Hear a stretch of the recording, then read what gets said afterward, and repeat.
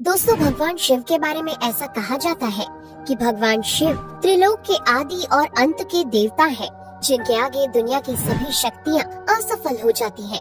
लेकिन क्या आपको मालूम है आखिर भगवान शिव का जन्म कैसे हुआ था? उनकी माता कौन थी और उनके पिता का क्या नाम था? उन्होंने किससे अपनी शिक्षा प्राप्त की थी और किस किस को शिक्षा का दान दिया था?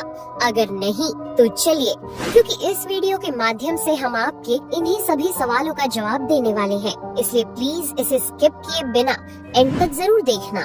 दोस्तों, आज सबसे पहले भगवान शिव के जन्म से जुड़ी पहली कहानी यानी शिव पुराण की एक लोकप्रिय कथा के बारे में बताने वाले हैं। शिव पुराण के अनुसार भगवान शिव को स्वयंभू माना जाता है, जिसका मतलब होता है कि भगवान शिव का जन्म स्वयं ही हुआ था। यानी कि इससे एक बात तो साफ हो जाती है कि ना ही भगवान शिव की कोई माता है और ना ही उनके कोई पिता है।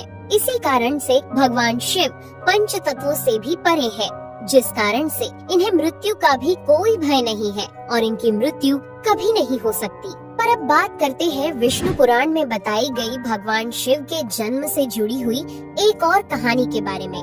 विष्णु पुराण में बताया गया है कि भगवान विष्णु के माथे से निकलने वाले तेज के कारण भगवान शिव की उत्पत्ति हुई थी और उनके नाभि से निकलते हुए तेज से कमल पर विराजमान ब्रह्मा जी का जन्म हुआ था। मगर दूसरी ओर भगवान विष्णु के जन्म के बारे में शिव पुराण में बताया गया है कि एक बार की बात है जब भगवान शिव अपने घुटने मल रहे थे और उनके घुटनों से निकलने वाले मैल से भगवान श्री विष्णु जी का जन्म हुआ था। पर अगर ऐसा हुआ है तो विष्णु पुराण और शिव पुराण एक दूसरे से बिल्कुल अलग है। इस कथा के अलावा भगवान शिव के जन्म की एक और पौराणिक कथा काफी ज्यादा पॉपुलर है, जिसे शायद आपने बड़े बुजुर्गों से सुना होगा। पर अगर नहीं सुना तो आपकी जानकारी के लिए बता दें कि एक बार की बात है जब भगवान विष्णु और परम ब्रह्मा जी के बीच इस बात पर बहस छिड़ गई थी कि आखिर इस संसार में सबसे महान कौन है। और जब भगवान विष्णु और भगवान ब्रह्मा इस बात को लेकर बहस कर रहे थे तो एक जलते हुए खम्बे के रूप में महादेव उनके बीच आए थे।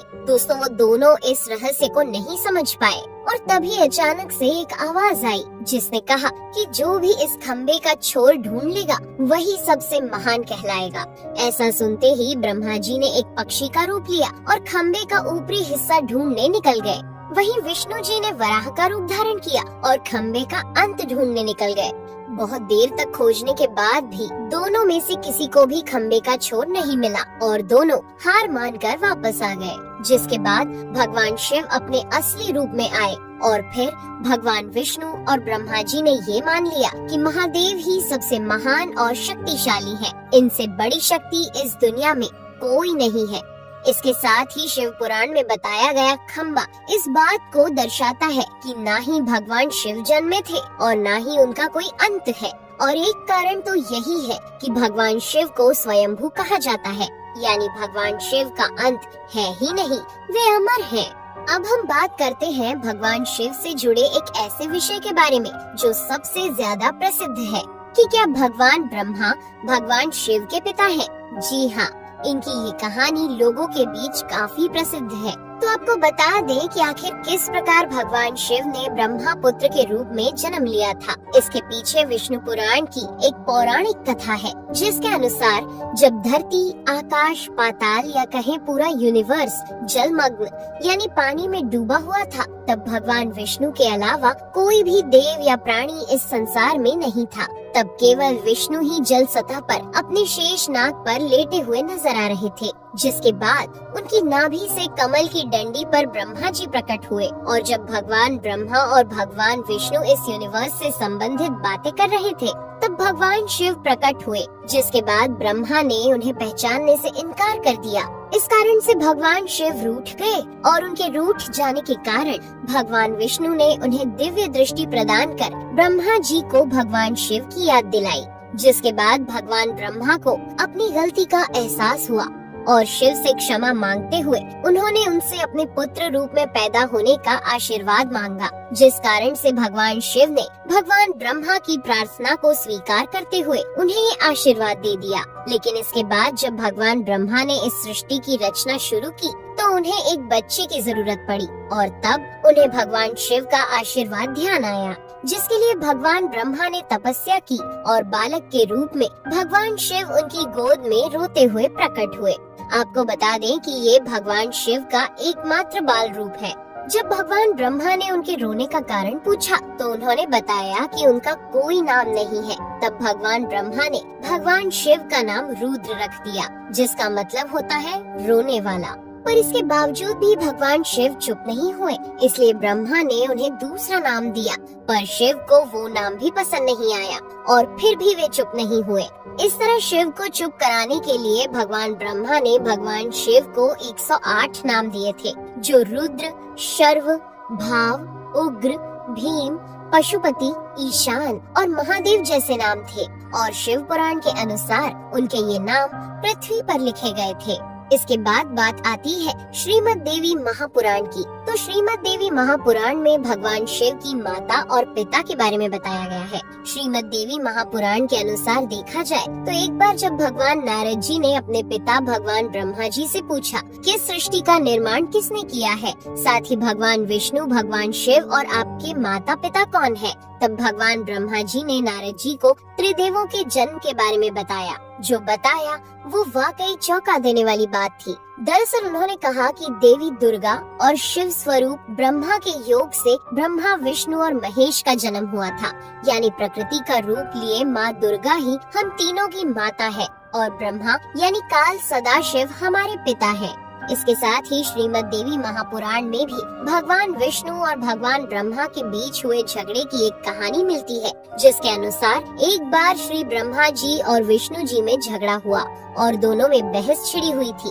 तब भगवान ब्रह्मा ने कहा कि सृष्टि को मैंने बनाया है और मैं ही प्रजापिता हूँ, जिसके जवाब में भगवान विष्णु जी ने कहा कि मैं आपका पिता हूँ, क्योंकि आप मेरी नाभि से निकले हुए कमल से पैदा हुए हैं। और धीरे धीरे कर ये बहस बढ़ती गई। दोस्तों, इसके बाद इन दोनों का झगड़ा सुनकर सदाशिव वहाँ पहुँचे और उन्होंने कहा कि पुत्रों, मैंने ही तुमको इस संसार को बनाने और इसे संभालने के केवल 2 काम दिए हैं। इसी प्रकार मैंने शंकर और रुद्र को संहार और तिरोगति के कार्य दिए हैं। इसके साथ ही उन्होंने कहा कि मेरे 5 मुख हैं। एक मुख से अकार, दूसरे मुख से उकार, तीसरे मुख से मुकार, चौथे मुख से बिंदु और 5वें मुख से नाद यानी कि शब्द प्रकट हुए हैं। उन्हीं 5 को एक साथ मिलाकर देखा जाए तो एक अक्षर ओम बनता है, जिसे आज हम सभी भगवान शिव के मूल मंत्र के रूप से जानते हैं। इतना कहने के बाद भगवान ब्रह्मा और विष्णु दोनों ही समझ गए कि भगवान शिव से ज्यादा शक्तिशाली इस दुनिया में कुछ भी नहीं है और दोनों ने भगवान शिव को प्रणाम किया और चले गए। चलिए दोस्तों, अब जब आप भगवान शिव के बारे में इतना तो जान ही चुके हैं, तो क्या आपको पता है कि आखिर भगवान शिव ने किससे शिक्षा प्राप्त की थी और उनके गुरु कौन थे?